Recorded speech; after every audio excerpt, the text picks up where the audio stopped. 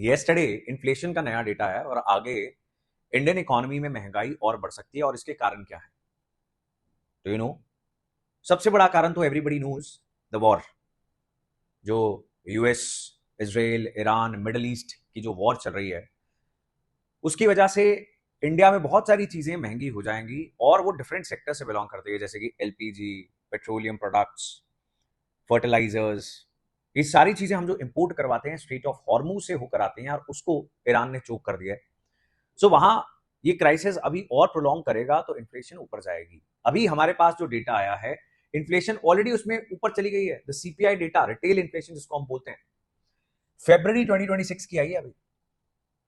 अभी वॉर जो है मार्च में शुरू हुई है, तो फेब 2026 का डेटा बता रहा है दैट ऑलरेडी इन्फ्लेशन जो है 10 मंथ हाई पे चली गई है, largely driven by food inflation and precious metal prices. तो अभी तो ऐसा हुआ है, हमें ये भी पता है कि सीपीआई के डेटा को रिवाइज किया गया था। नया बेस यार जल्दी से बता दो मुझे, हम 10 बार डिस्कस कर चुके हैं, जल्दी से चैट सेक्शन के अंदर लिख दोगे आप। अब इसमें जो फूड का वेट था, डू यू रिमेंबर दैट, उसको कम कर दिया गया था या ज्यादा कर दिया गया था?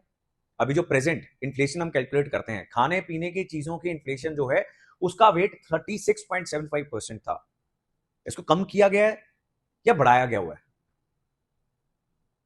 कम किया गया है, right? So but still it is 36.75%, और ये बहुत बड़ा हिस्सा है। इसके अलावा वॉर के बारे में आपने जान लिया। देन आने वाले हफ्तों में बहुत ज्यादा जो आप चर्चा करने वाले हो वो है El Nino. How many of you don't know El Nino क्या चीज होती है? जिनको पता है वो लिख देंगे, एल नीनो को डिफाइन करेंगे। जिन्हें नहीं पता, raise your hands. El Nino के चलते इंडियन जो मॉनसून है वो वीक होगा। मॉनसून वीक होगा, समर्स ज्यादा होंगी, as a result agricultural productivity के ऊपर भी इसका असर हो सकता है। तो एग्रीकल्चरल प्रोडक्टिविटी कम होगी तो इन चीजों की डिमांड तो उतनी रहेगी जितनी है, सप्लाई कम हो जाएगी। So again that will also lead to increase in inflation.